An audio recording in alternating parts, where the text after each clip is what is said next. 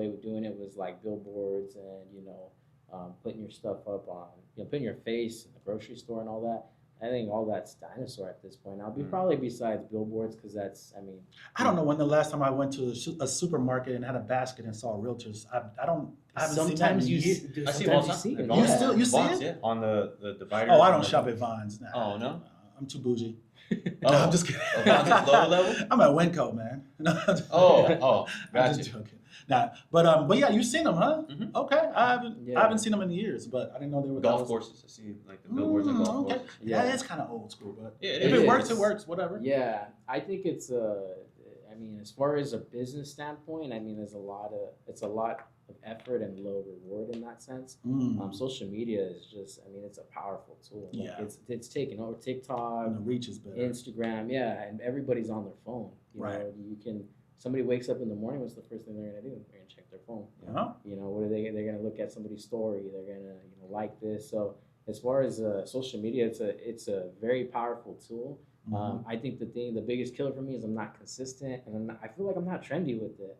Even though I'm young, like I see a lot of people doing dances and all this stuff, and I'm like, You don't got to dance to sell to Yeah. do a loan. but you got to dance to get a I see loan the done. numbers, I see the views, and But I'm that like, doesn't "Ooh, translate to business. That's good, yeah. Right? That's yeah. entertainment, right? I So that's see. another thing people get mixed up with social media. Like, Yeah, I don't know how many times we've all seen it, whether it's a lender, a business professional, realtor, they'll have all these views, and then you go look at production to where it's just they don't produce much, but Yeah. they're popular on Instagram or Facebook. yeah. But they might have sold 2 or 3 houses that year, right? So That's true. sometimes it translates, but a lot of times you just don't know. Yeah, But that's good. it's Yeah. a lot of times it's entertaining. So yeah, If you were to list your top 3 ways that you either it's all the same: build Yeah. credibility, reach your audience, grow your database, whatever it is. yeah. What would be like the top 3 things you do as a loan officer of 3 years?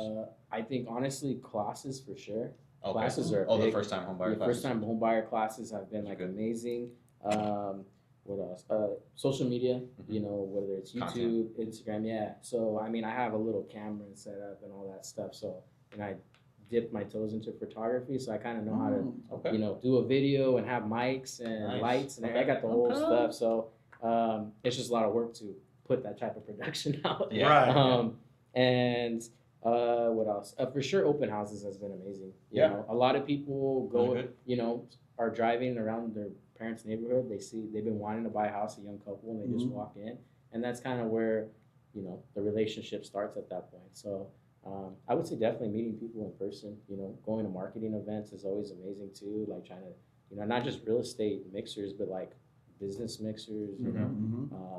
I think I did one time a first time buyer class for like what was it, Kings River out in the Kings River packing out in Sanger, Okay. big packing house. They do citrus. How did you hook up with that? The guy that I was with, Joel Rivas, Uh-huh. that was one of his past clients that he was good friends Ah. with, and they said, yeah, we want you to come in and do something for our employees. They're That's amazing. awesome. They're an amazing employer. Yeah, like they buy their employees pizza. They have a big, volleyball net. Like, I mean, Wow. it's a cool atmosphere there. I was like, dang, I might want to start doing some packing on the weekends or something. Yeah. So, but it's a cool place. Yeah. I think in my first year, I got on LinkedIn, Mhm. and on LinkedIn I was adding a lot of HR, Mhm. a lot of HR people, because you can see what their jobs are. So I was adding a lot of HR and seeing if I can do presentations for Oh. the employees at whatever business they were at. Yeah. So it that's kind of good. turned into something like that. Yeah. I got in during COVID because I was licensed in 2020. Okay. So a lot of stuff was done through Zoom, but it was nice. I think I maybe did like 3 or 4 for just different HR that they were like, hey, you know what? Yeah, let's do that for our employees, teach them how to buy a home, or if they have questions, just be a resource. I think I got maybe 1 deal out of it, but I mean that's Hey, good. It cost right. me nothing. Right. I reached out on LinkedIn, got with the human resources, put on a thing for them. Nice. I think I did maybe 4 different companies, and then I got 1 buyer out of there. Hey. But hey, it's everywhere. It's it everywhere. You is. just gotta get creative. I'm not a big social media guy. I actually don't have any at all. So yeah, it's yeah. I mean, some people swear by it, and some people just like it's just a tool, and some people don't use it at all. So No. it's nice to see how other loan officers are getting in their strengths, and hey, this works for me, and I love watching people kill it, man. Yeah. I do, man. That's one thing I've noticed. Have you noticed most loan officers, even if they're at different brokerages or banks, they're pretty cool with each other. I've never really seen anybody that's like, oh no, that's Sam from so and so. Sam McKinney. Shout out Sam. Shout out to Sam. I probably have to see. Oh, it. okay. Yeah, I'm not good with names, but I'm good with the faces. Yeah. Yeah. I was gonna ask you We're both before. with Nexa now, but I know before we were tight even when he was with Western Pioneer. Yeah, Yeah. great dude. Yeah, but yeah, like I've noticed that everybody just kind of collabs, man. It's cool. Like even like with my old branch manager, like I'm still hecka cool with him, Yeah. even though we work at different banks. Like, Yeah. It's all about relationships, Yeah. man. And also, that's all business is. This is having relationships with people, and Yeah. whether you're on the same team or a company or not, it doesn't matter. It's just, Yeah. there's some way we can help each other out. If not now, maybe sometime in the future. Yeah. If not ever, cool. We can be cool and still trade information. That's Yeah. the beauty of it. Yeah. I want to ask you, any goal? What's your goal for this year, 2025? Is it a production? Is it a transaction? What is it? I think for sure production. I think mostly is to grow like my realtor business for sure, like my referral network. But actually not just for realtors, but with attorneys, whether it's divorce attorneys, whether it's estate planning attorneys, like go a little bit deeper than just realtor based referrals. So is it a matter of is there a number of transact or deals you want to do? Is it like? I mean, I would love to do like anywhere from. I would ideally when I first started, I was like, I want to get 10 a month. Right? 10 a month. Yeah, 10 a month. 10 purchases A month. Yeah. All right. So That's a good goal. it's aggressive goal for sure. Mhm. I mean, Yeah. I'll try to swing for the fences on that one. Got But to. yeah, so We'll be We'll see. more realistic this year for you that you can see you can probably. I could probably Yeah. get about probably 5. I Okay. would say 5. 5 a month? Yeah, Okay. and consistent. That I think my goal is consistency for sure. Sure. Yeah, that's what I think these past couple years has been tough because of the way the market's been. Yeah. Consistency is the hard part. I think a lot of people that are doing good right now is like they'll maybe close 1 or 2 here, maybe a month kind of dry, and then go back 3 or 4 here, and then a month kind of dry, and then a couple weeks kind of dry, and then go back. So for sure, consistency I think for me is going to be the key. Yeah. Yeah. Whether it's 3 loans, whether it's 5, 6, or 10, I think I would say to answer your question would be consistency, not so much I think quantity as much right now because I'm Gotcha. still kind of in the young stages of a lender. So Yeah. I That's think for good. me is consistent closings and just expanding my reach. I don't want to just be sphere of influence all the time. I think as sometimes I see a lot of like business coaching is like hit your sphere of influence, and I'm like, that's great, but I'm like, you can't live off of just your friends and family alone. Right. You gotta. It's a good start. It's a good but then start. you branch out. right? Yeah, You I'm keep like, going. but that's where you gotta go further, just past your sphere of influence, and start tapping into other networks, whether it's referral based, whether it's direct to consumer. I think when I first started, a lot of my business was just direct to consumer. I was doing Google ads, Craigslist. For notary? No, for for lending? lending. Oh, wow. I was doing Craigslist ads, getting calls about like, hey man, you think it's possible for me to buy a house? I'm like, hey, I'll take you in, man. I'll take you in. I'll make it happen. So yeah, I was doing Craigslist ads, Instagram, Facebook, Google ads, Google My Business. Well, how did you feel that worked for you? Did it pay off? Is it kind of like So Google ads is very expensive. very? You have to have money to see good results from it. So that's one of the big things. Another thing about Google ads is you have to be very strategic in how you do it. So every industry is different. If you're a lender or a real estate agent, getting leads from Google ads is 2 different strategies for lenders and real estate agents. It's not the same. Agents, your guys' key to value to them is showing them houses and sending them houses and sending them listings. On a lender aspect, it's trying to get their name and phone number so I can keep contacting them and keeping in touch to try to eventually sit down with for eventually a pre-approval. Right. So there's 2 different strategies, and that's every industry is different. Right. Service-based industries are different. It's different from food-based industries. It's different. So Google ads, you have to be extremely strategic, and you have to have the capital to do it. Right. Yeah, because it's expensive. It's very expensive. Yeah, I can And the imagine. thing with Google is, you have to be very on top of it. If you just let it run, it'll eat through your budget. Right, Like its right. goal is to get you as many clicks and use up your budget as soon as possible because that's what it's designed to do. Yeah. So you have to like put restrictions on it. You have to be very extremely specific, extremely strategic. Otherwise, it's just gonna run through your pockets. Sure. Yeah. Sure. Yeah, man. Shoot, any other? Maybe I got this one last question. Maybe Yeah. I was just wanted to see what kind of advice you would give to like a young, aspiring business person or lend person who wants to get into the business, whether it's an agent or a lender like yourself. Like, Yeah. what would be like maybe some good advice to some youngsters Oh, that's listening? some good advice. I would say the strongest thing is don't give up. Mm. Don't give up. Just know that whatever business you start is going to be extremely hard, and you have to have good strategies to make it happen. If you just, a lot of people think, well, I'm in business now, I can do whatever I want, and I'm not like. Sometimes people just get in business and then they're out of business within the first year or 2 years because there's no plan, there's no strategy, there's no nothing. Like you got to come in with a plan. Mm-hmm. If you don't have a plan, you're going to sink the ship really soon. So having a plan and just don't give up. And if you don't hit a home run on your first swing, that's all right. Yeah. And I think another big advice I would give is increase your batting average. Like for sure, like take as many swings as possible. Mm-hmm. Because eventually you will hit a home run. You'll get in the right place at the right time. You'll get lucky. So Yeah. that's what I would say. I've always liked to quote, and there's different ways to say it, but you have to fail first in order to succeed. Right? Yeah. So that's just something I always know because when you start anything, you're not gonna get it right. You're gonna mess up. You're gonna fail. You're gonna get frustrated. Mm-hmm.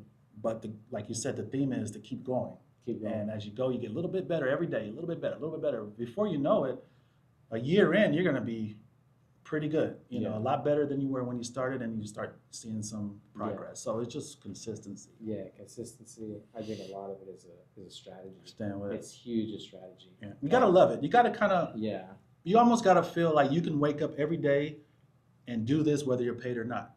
Mm-hmm. Like if someone say, "Hey, you're just gonna be an intern for a year, but you get to do this every day," and if you don't get excited by doing that every day, then it may not be the right business, business to be in. Maybe find something that you do love and see yourself that you want to do every day, because that's the only way you're gonna develop and grow. Yeah, that's very true. You got to have your why has to be really strong, especially in business. It has to be extremely strong because sometimes I get people that tell What's your why? My why was helping people that don't know anything. Yeah. Like I said, when I was doing the notary stuff, I mean, I was seeing people get taken advantage of, unfortunately. And I didn't see it that sometimes. I seen that all the time. I mean, whether it was somebody's fault or not, whether somebody's being malicious or not, I seen that way too often. And eventually I was like, hey, if I can do a better job and I actually care about some of these, well, not some, all of these people, then, I think I'm doing something good. I feel a little bit good about myself. And the nice thing is I get paid good too. So that's a win-win. I get to help them, and and I get to be able to put food on the table too. So but yeah, man, I just think it's just that's how it goes. Sweet. But any more? No, that's good, man. That's okay. That's good. I'm excited, man. I'm excited for you to see you grow. See you continue to do well. You're at where are you at again? With Zabe Mortgage. Zabe Mortgage. Yeah. Zabe Mortgage. How long you been there? I've been there for roughly a year and some months now. Zabe Mortgage. Okay. Yeah. If somebody wanted to get a hold of you, man, how would they get a hold of you? They can reach out to me through phone number or email. Usually phone number is pretty good if you guys want to get in touch with me, or on my Instagram too. You guys can DM me on my Instagram. So plug it all. Right. What's the phone number? Phone number is 559-908-9708. Email is andrewm@zabemortgage.com, and then my Instagram is Drew Does Loans. There you go. Drew Does Loans. Drew Does Loans, sir. So Awesome. it's been a pleasure, man. thank you. Any last words? Anything you want to? I think just to add on what you were saying, I think as far as a why for getting into this business, advice for somebody who's young who wants to consider starting, your why has to be so much stronger than just, I think I can sell homes. I think I can do it for fun. Maybe sell homes or, maybe do a loan here and there on the side. Like, you're not just you're playing with people's biggest purchase of their life, the biggest debt that they're ever gonna probably receive, besides maybe I guess a student loan. Mhm. Um, Mhm. but yeah, it's got to be deeper than just I'm gonna help somebody buy a house. Do open houses on the weekends. It's you're impacting people's lives, and your why's got to be bigger than that. Very true. Because a lot of people, that's how a lot of people implode in the first couple of years, especially in this business, because they come up with the mindset of, I'll just sell homes. Yeah. Sell homes on the side, I'll do loans on the side. Yeah. Whatever I'm doing. I'm like, all right. And it's going to reflect in your business and the way they operate. Yeah. You just do it on the side. they So can now you're smell just, it on you. yeah, you're they like a smell hobbyist. And, Mm. it's always best to go to the professional that's doing it every day because they're going to be in your best interest. Mm-hmm. They're going to know what to look out for and Yeah. all the ins and outs, as opposed to someone who just dabbles here and there. Yeah. So, Very true. yeah, if you're thinking about coming into the business, Get serious. get serious. Get your why. Get your why. Why do you do what you do? What made you start in this? And that's gonna, like you said, that's gonna reflect. People are gonna definitely be able sure. to tell whether you're Oh, you're yeah. legit or not. They know right away. People Yeah. sniff you out fast. Yes, If it's- you're BSing them, Good luck. Authenticity is pretty easy to You gotta be. see. gotta be. Awesome. One last question, man. Yeah. It's gonna determine whether people call you or not, man. Ooh, Okay. I forgot. I already know. You a music guy? You like listening to music? Oh, yeah. What type of music? Top 3 dead or alive hip hop artists. But do you Oh, listen to hip hop? shoot. That's the question. I do, yeah. Okay.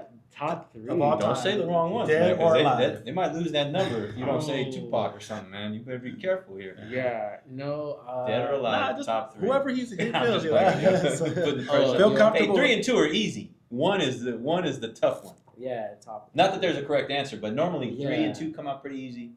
So what I would do go we got? with old school hip hop, like old school rap.